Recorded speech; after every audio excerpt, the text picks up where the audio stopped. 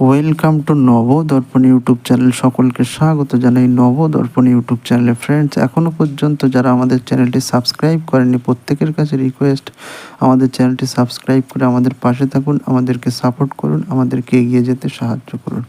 Friends, এখন আলোচনা করব লালন ফকিরকে নিয়ে। চলুন ভিডিওটা শুরু করি।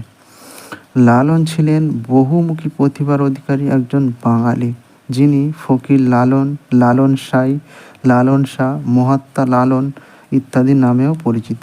তিনি একাধারে একজন আধ্যাত্মিক ফকির, সাধক, মানবতাবাদী, সমাজ সংস্কারক এবং দার্শনিক। তিনি অসংখ্য গানের গীতিকার, সুরকার ও গায়ক ছিলেন।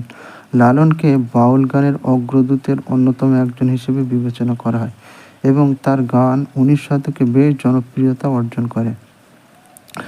লালন ছিলেন একজন মানবতাবাদী সাধক, যিনি ধর্ম, বর্ণ